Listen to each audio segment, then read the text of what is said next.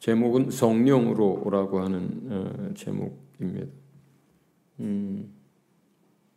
여러분들이 새벽이나 아침에 일어났을 때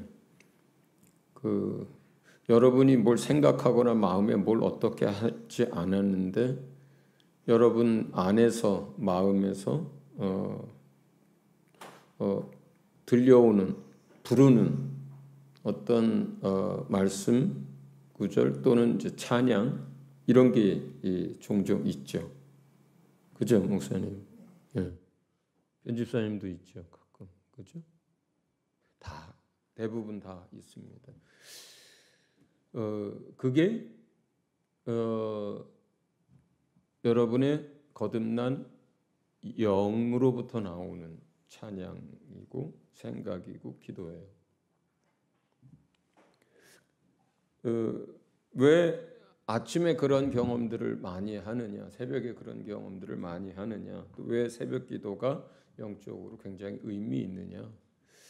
우리의 마음과 생각이 세상의 것이나 육체의 것이나 다른 것으로 인해서 이렇게 차지 않고 비어져 있어요. 잠자는 동안에 내 마음과 생각이 비어져 있어서 그때에 내 영의 소리가 들리고 내 영이 하는 찬양이 내 마음에 이렇게 전달되면서 내가 그것을 함께하게 하거나 기도하거나 찬양하게 되는 거예요. 그런데 거듭나기 전에는 우리가 불신자의 영으로 아담의 영으로 있을 때는 그게 안 됐었어요. 그 당시는 불신자의 영으로 있을 때는 내 영은 아담의 영이고 불순종의 영이고 죄성을 가지고 있는 영이고 하나님과 분리된 영이잖아요. 그 다음에 내 육체 안에는 육체 소욕들이 있는 거고 그 중간에 있는 내 마음과 생각은 그 양쪽으로부터 흘러나오는 것들로 인해서 채워지는 거거든요. 네. 그러니까 우리가 거듭나기 전에 영은 하나님과 소통할 수 없기 때문에 하나님에 대해서 내 영이 찬양하는 소리를 내가 들을 수 없었고 또 내 영이 하나님의 뜻을 따라 기도하는 것을 내가 느낄 수 없었고 내 영의 어떤 내 안에 전달되어지는 무엇이 없었던 거예요. 하나님과 단절되어 있었기 때문에. 그러면 이게 구조가 어떻게 되어 있냐면 성령은 우리 육체 안에 특별히 영의 자리에 계세요. 그게 어딘지 잘 모릅니다만 우리 안에 영이 있으니까 성령은 우리 영에게 이야기합니다. 하나님과 우리가 소통하는 창구, 채널이 영이니까 내 영과 하나님이 서로 소통하잖아요. 같은 영에 속한 존재 방식으로 있으니까. 근데 과거에는 우리가 죄로 인해서 하나님과 담이 마치 성막의 성소와 지성소 사이에 휘장을 통해서 보여준 것처럼 하나님과 내 영이 소통이 안 됐잖아요. 그렇죠? 아담의 영 상태에서는. 근데 지금은 내 영이 주의 은혜로 죄 사함을 받고 내 영이 이제 거듭났어요. 아들의 영으로. 그래서 내 영과 이제 하나님이 소통할 수 있게 됐어요. 그렇죠? 길이 열렸어요. 그리스도 안에서. 그래서 구조 자체가 성령께서 내 영에게 말씀합니다. 또 성령은 일하실 때 로마서 8장에 있는 얘기처럼 우리 안에 있는 그리스도의 영, 그게 말씀이시거든요. 말씀, 살아계신 말씀이거든요. 그러니까 성령은 내 안에 있는 그리스도의 말씀을 가지고 일하고 그래서 말씀이 생각나게 하거나 깨닫게 하는 일들도 하고 또 성령이 내 안에 그 하나님의 뜻을 가지고 내 안에 말씀하시고 메시지를 전달하시고 한단 말이에요.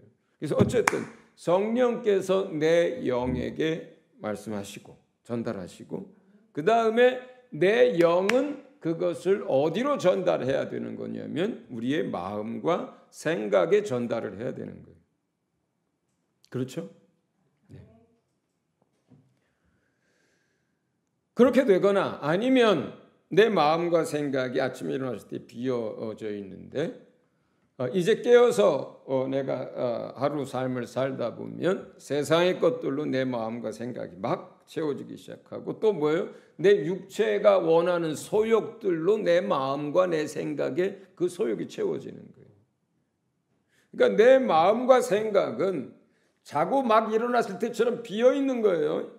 그런데 거기에 무엇으로 채워지냐면 우리는 육체로부터 나온 것, 세상으로부터 들어오는 것으로 채워지든 아니면 내 영으로부터 나오는 것으로 채워지든 이렇게 채워지는 거예요. 내 영은 또 하나님으로부터 받은 것들로 채워지고 그 영에 채워진 것이 내 마음과 생각으로 또 흘러나오는 거예요. 자, 고린도전서 14장에는 방언에 대해서 나와요. 방언은 이제 영으로 하나님께 기도하는 거라 그랬잖아요. 그런데 사도 바울은 뭐라고 얘기하냐면 내 영이 무엇을 기도하는지 우리가 깨닫고 알아야 된다 그래요. 그것이 통역의 은사를 통해서 알든지 아니면 내 마음과 내 영이 교류가 잘 되고 민감해서 알든지 고린도 전서 14장의 말씀을 한번 같이 볼게요. 맨 마지막 거부터 하게 되네요.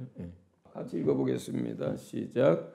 그러므로 방언으로 말하는 사람은 그것을 통역할 수 있기를 기도하십시오.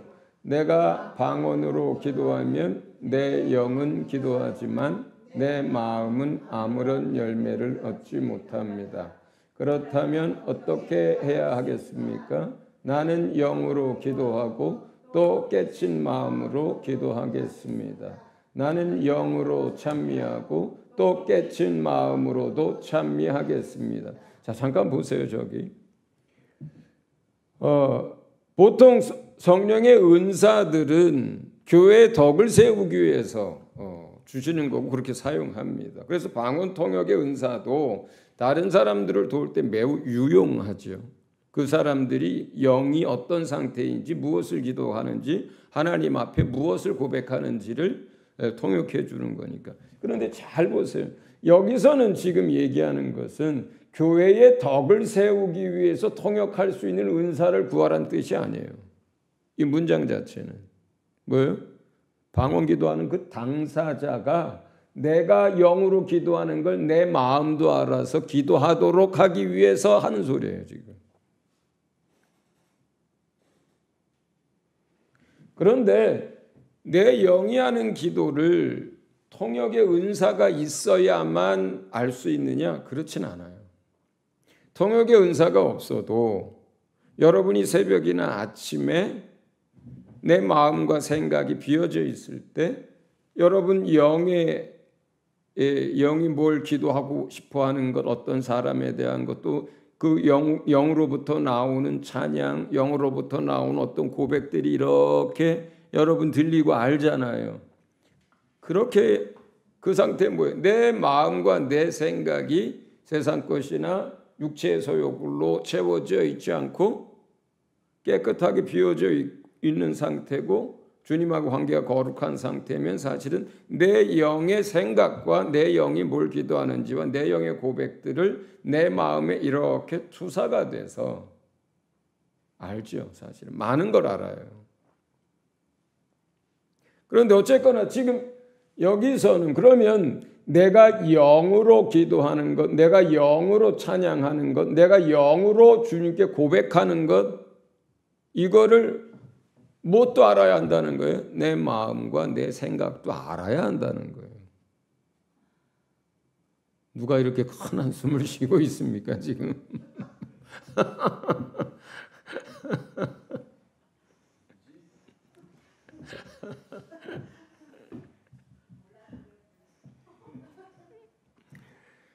자, 그런데 말이에요. 육체가 너무 피곤하면 어떻게 될까요? 안 들려요, 그게. 일이 너무 많으면 어떻게 될까요? 안 들려요. 스트레스가 너무 많으면 어떻게 될까요? 안 들려요. 몸이 질병 때문에 막 통증이 있으면 어떻게 될까요? 안 들려요.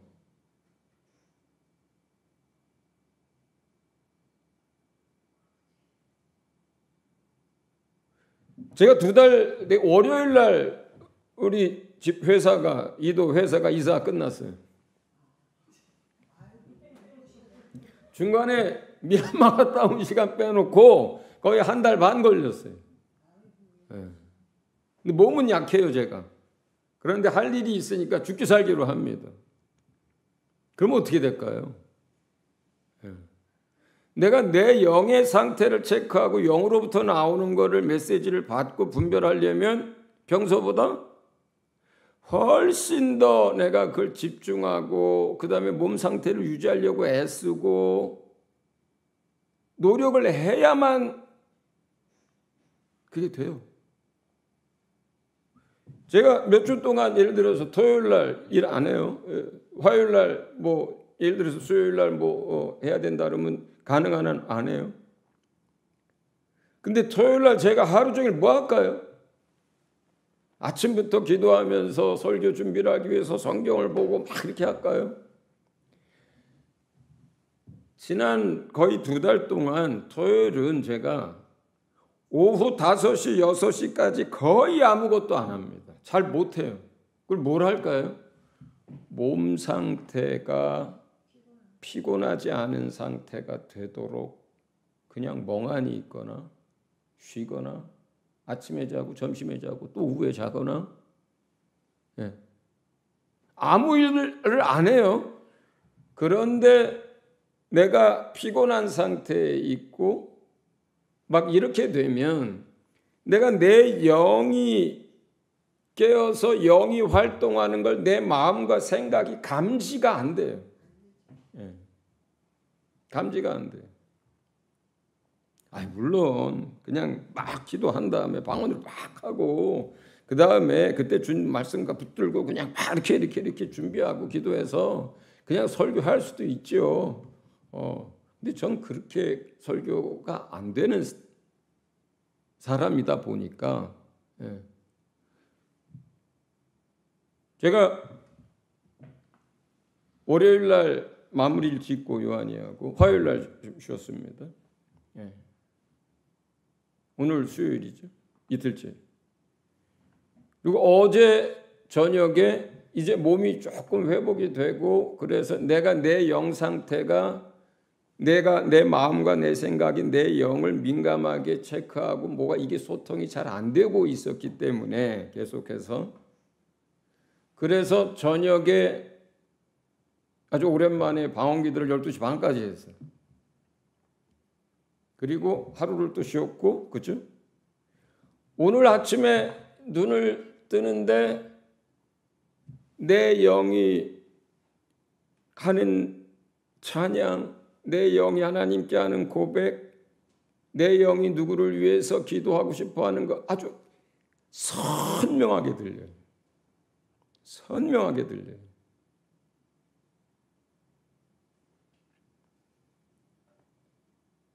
그리고 김동규 집사 얘기를 할게요. 아마 이거 이제 줌으로 설교를 들을 텐데 몸이 너무너무 아파요. 그래서 저도 계속 몇 주째 기도하고 있고 손 목사님도 그렇고 여러분들도 계속 이제 생각나는 대로 기도하고 계실 거예요.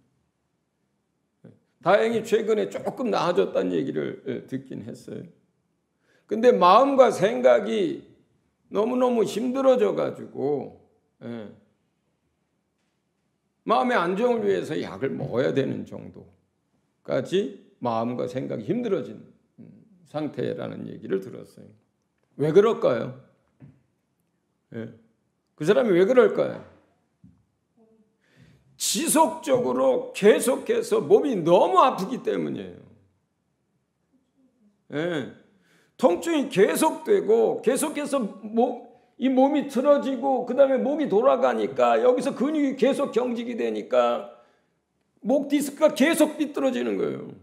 그리고 신경이 계속 눌리는 거예요. 그런데 고대병원에서 지난번 수술할 때 여기까지라 그랬어요. 그 이후로는 절대로 손 못 댄다 그랬어요. 아파도 어쩔 수 없다 그랬어요.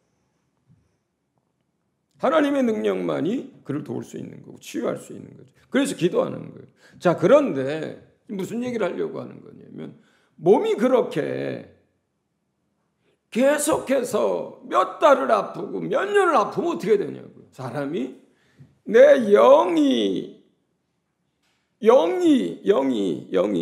내 마음과 내 생각과 이게 소통이 전달이 투사가 계속해서 어려운 거예요. 노력을 하겠죠, 본인이. 예. 그리고 붙들겠죠. 근데 어려운 거예요. 왜? 아프니까.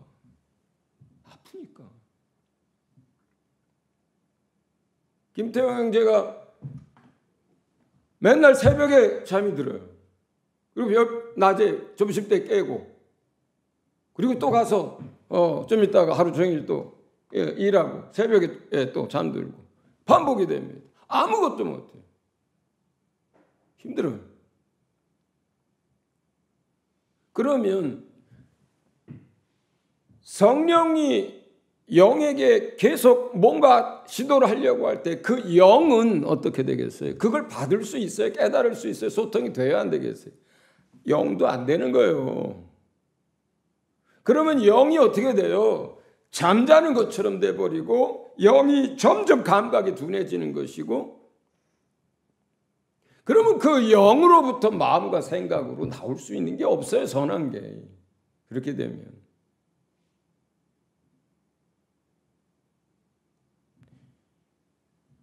줌으로 듣겠죠? 우리 민집사에 있어요. 새벽에 일어나서 새벽에 나갑니다. 오후나 또 늦게 집에 들어옵니다. 항상 피곤해요. 항상 졸려요. 그리고 항상 몸이 정상이 아니에요. 그런 상태에서 영이 깨어있고 그리고 하나님으로부터 받으려고 하고 그것도 마음과 생각에 투여된다면 그건 대단한 거예요, 사실은. 그 사람이 예를 들어서 몸이 아주 개운한 상태, 그리고 아침에 일어나고 저녁에 일찍 자고, 그래서 정상적인 몸 컨디션이 정상적인 상태라면 어떨까요? 지금보다 훨씬 더 영적 활동이 왕성할 수 있죠.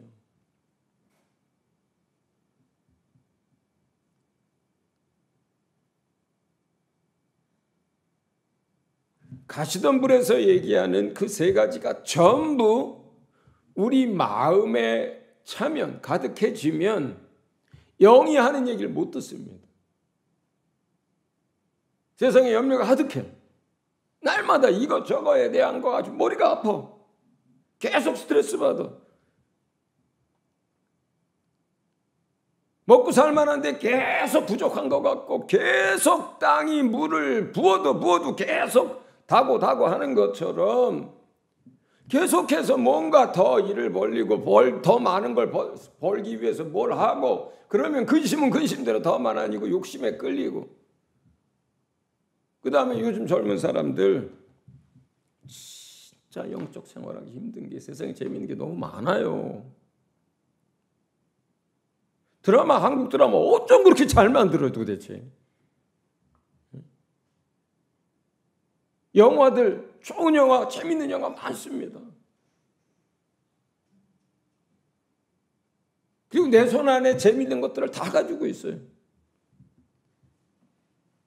만화, 게임, 드라마, 영화, 또 나이 드신 분들은 요즘 유튜브에 빠져서 합니다.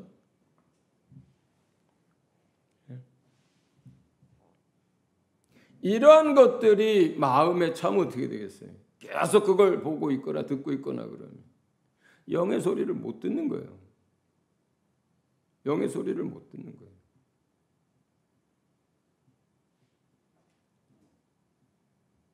자, 에베소서 2장을 봅니다. 14절부터 16절을 같이 한번 읽어볼까요? 네, 같이 한번 읽습니다. 짧으니까 시작. 그리스도는 우리의 평화이십니다. 그리스도께서는 유대 사람과 이방 사람이 양쪽으로 갈라져 있는 것을 하나로 만드신 분입니다. 그분은 유대 사람과 이방 사람 사이를 가르는 담을 자기 몸으로 허무셔서 원수된 것을 없애시고, 여러 가지 조문으로 된 계명의 율법을 폐하셨습니다. 그분이 이 둘을 자기 안에서 하나의 새 사람으로 만들어서 평화를 이루시고 원수된 것을 십자가로 소멸하시고 이 둘을 한 몸으로 만드셔서 하나님과 화해시키셨습니다. 자, 잠깐만요. 저기서 예수님이 여러 가지 조문으로 된 계명의 율법을 폐했다 그래요.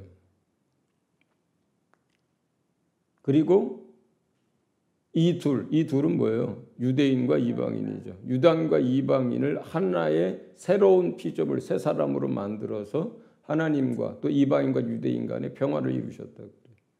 저기서 원수된 것이 뭐예요? 율법이에요. 그렇게 만든 것. 이방인과 유대인이 원수가 되도록 만든 거, 율법이에요. 갑자기 글씨가 커지면서 어디로 가는지 잘 모르겠어요. 그것을 십자가로 소멸하고 이 둘을 한 몸으로 만들어서 하나님과 화해시켰다 그래요. 자, 보세요. 자, 그런데 분명히 산상수훈에서 주님이 마태복음 5장에 뭐라 그래요? 내가 율법을 폐하러 온 것이 아니라 완전하게 하러 왔다 그러잖아요. 근데 여기서 율법을 폐했다는 얘기는 뭐예요? 서로 다른 얘기예요? 다른 이야기입니다. 여기서는 왜 이방인과 유대인이 원수가 됐어요? 왜 원수가 됐어요? 같이 결혼도 하지 마라, 같이 밥도 먹지 마라, 같이 사업도 하지 마라, 그 집에도 들어가지 마라. 왜 그렇게 됐어요? 뭐 때문에? 율법에 그렇게 써 있으니까 그렇게 하지 말라고. 그죠? 율법과 율례에 유대인과 이방인은 상종도 하지 말라고 써 있잖아요. 그 율법 때문에 이방인과 유대인이 서로 그 사이에 담이 그거고 원수되게 만든 게 그거여서, 근데 이거를 어떻게 했어요? 십자가에서 예수님이 죄의 문제를 대속을 통해서 해결해 버렸단 말이에요. 자, 그러니까 여기서 율법을 폐했다는 뜻은 뭐예요? 율법 하나님의 말씀이에요. 율법을 어떻게 폐해요? 뭘 폐했다는 거예요? 이방인과 유대인이 상종도 하지 말라고 했던 이걸 폐해버렸다는 뜻이에요. 이해하셨어요?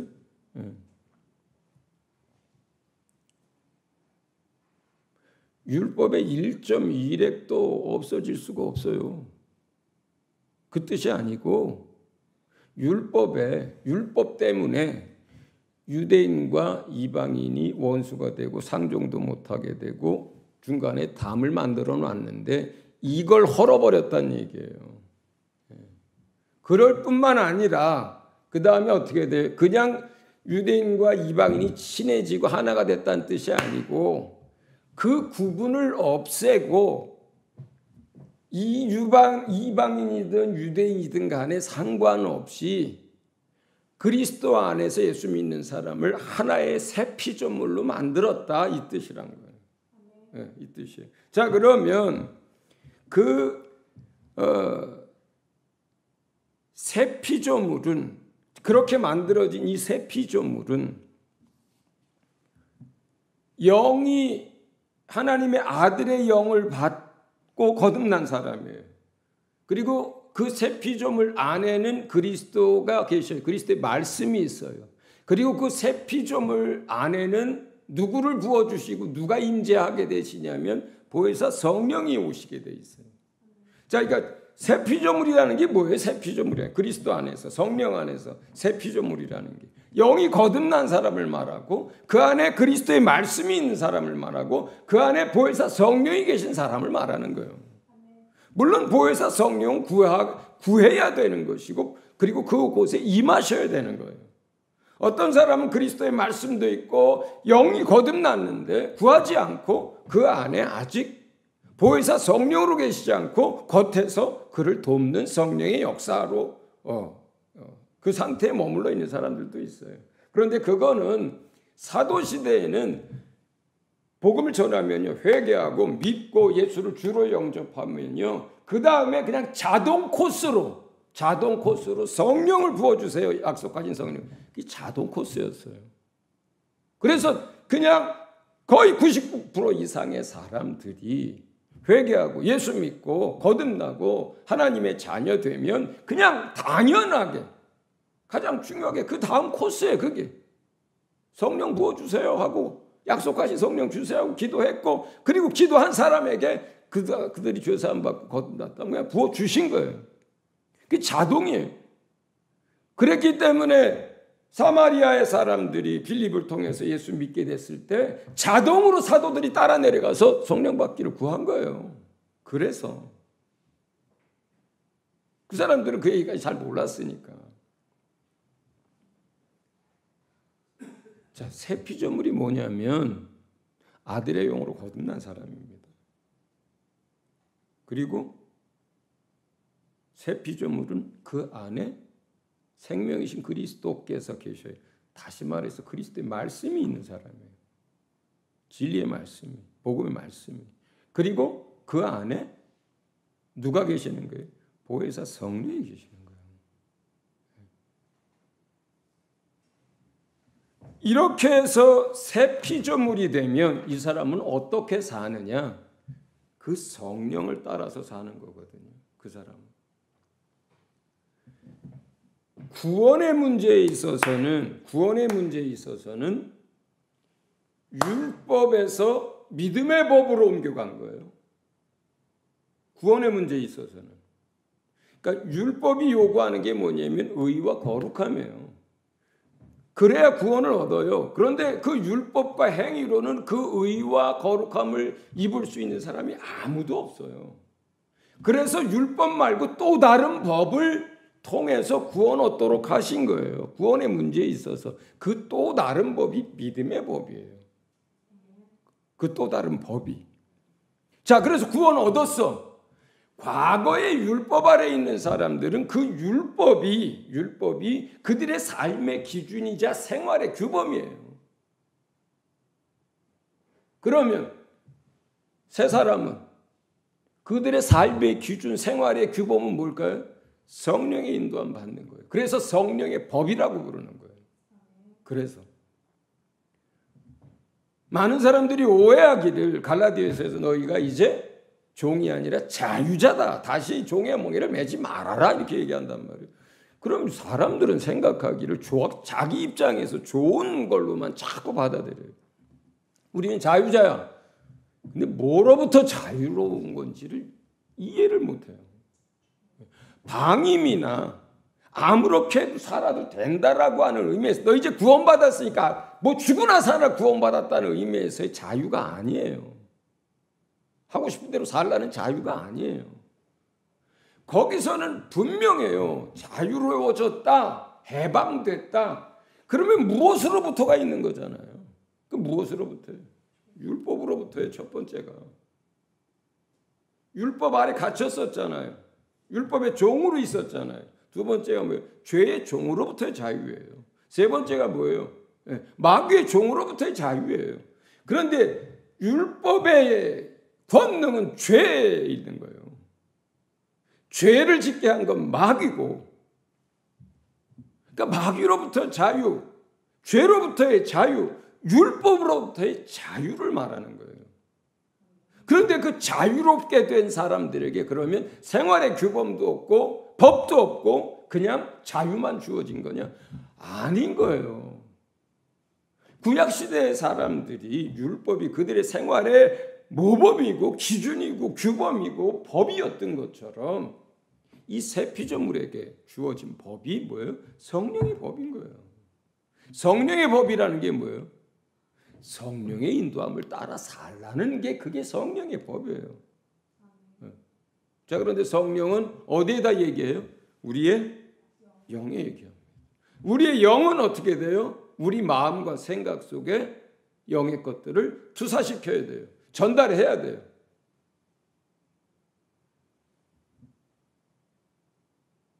그리고 이렇게 투사되고 전달되고 이렇게 소통되어지는 내 영과 내 마음과 생각이 이 소통되어지는 이 상태가 아침에뿐만 아니라 점심에도 저녁에뿐만 아니라 저녁에도 밤에도 자면서까지 이것이 통로가 막히지 않고 계속 이것이 유지되도록 하는 게 이게 성령 충만한 사람이고 이게 주님이 바라시는 거예요. 이게 주님이 바라시는 거예요. 내 육체의 소욕이 그것을 방해합니다. 세상의 염려가 그것을 방해합니다. 죄에 대한 욕심이 그것을 방해합니다. 세상의 쾌락과 즐거움이 그것을 방해합니다. 육체의 연약함이 그것을 방해합니다.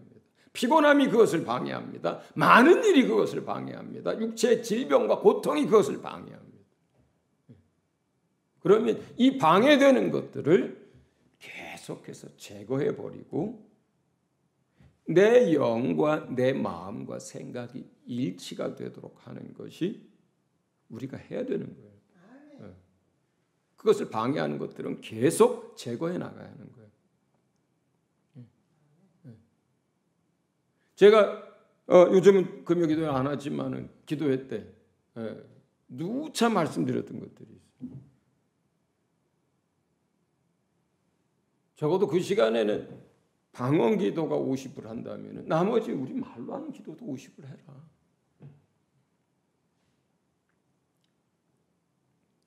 방언 기도만 우리가 오후 기도회 때도 마찬가지예요. 이 시간 이후에 기도할 때도 마찬가지. 어떤 분들은 95% 방언만 해요. 방언만 하면 여러분들의 마음과 생각은 그걸 알아요, 몰라요? 대부분 모릅니다. 그러면 마음과 여러분 생활에 열매가 있어요, 없어요? 없어요. 그렇게 되면. 가장 좋은 거는요. 뭐 방언 50% 하고 뭐 우리말로 기도 50% 하는 게 가장 좋은 게 아니고요. 내 영과 내 마음과 생각이 이게 거의 믹스가 되어서 하나가 되고 자연스럽게 소통이 되는 상태를 말하는 거예요. 그게 안 되니까 그럼 그렇게 하라도 하세요라는 뜻이에요. 그게. 여러분들 그런 얘기 많이 들었을 거예요. 오순절 교회에 다니는 많은 사람들이 특히 은사나 막 이런 거 기도원 막 이런 데서 많이 기도하는 사람들이 인격적으로 미숙하다. 생활이 온전하지 않다. 다 그렇다는 게 아니라 그런 소리를 일반적으로 옛날에 많이들 했어요. 그래서 그 이유가 양육이 없어서 말씀이 없어서 여러 가지 말들을 옛날에 많이 했어요. 20년 전, 30년 전에. 그 왜 그럴까요? 기도의 분량이 적어서? 아닙니다. 아닙니다. 여러 가지 이유가 있는데 하나는 방언기도 위주의 기도 생활을 너무 강조하다 보니까 굉장히 유익하죠. 방언기도가. 그런데 그것만 하다 보니까 내 마음과 내 생각에 내 영의 것들이 투사되고 전달되지 않으니까 내 마음과 생각과 내 영의 상태가 따로 놀게 되는 거예요.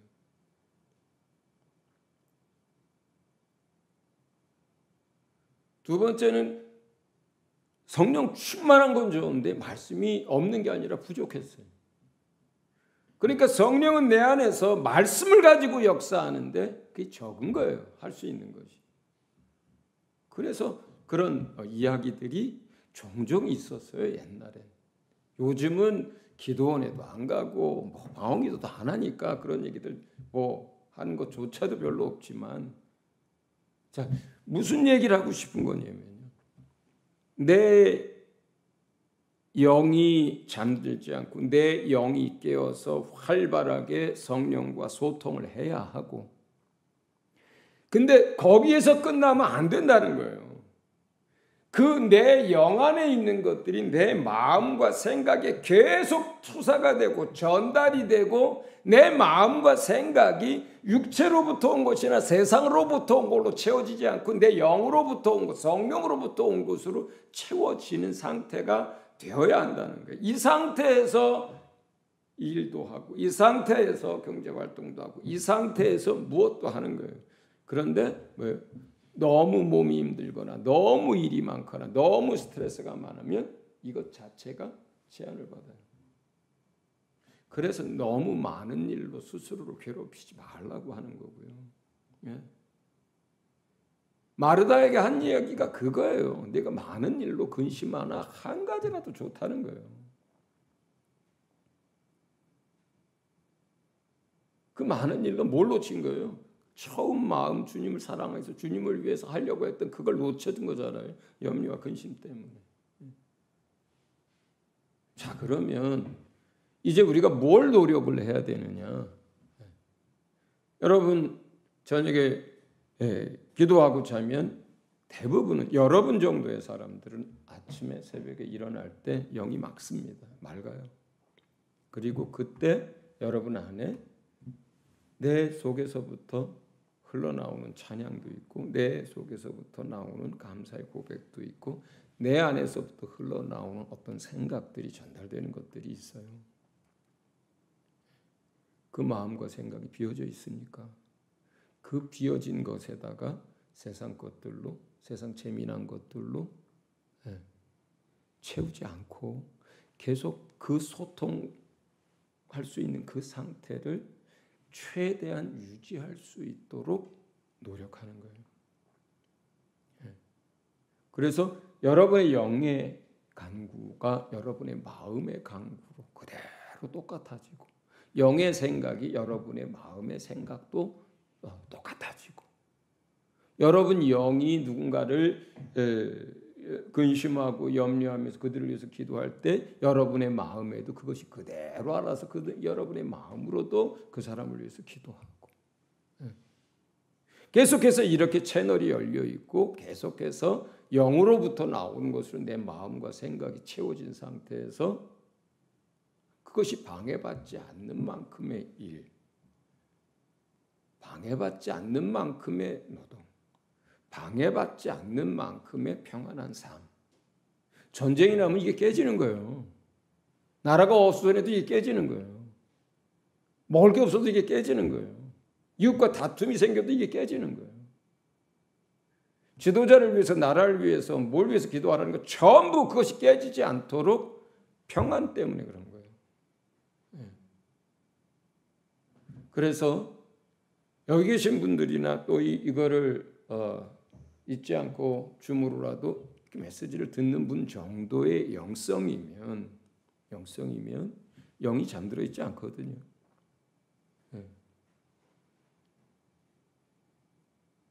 그리고 이미 경험한 것들이에요. 그런데 그것을 유지하고 그걸 유지하기 위해서 버려야 될 것들과 절제해야 될 것들과 막아야 할 것들을 막자는 거예요.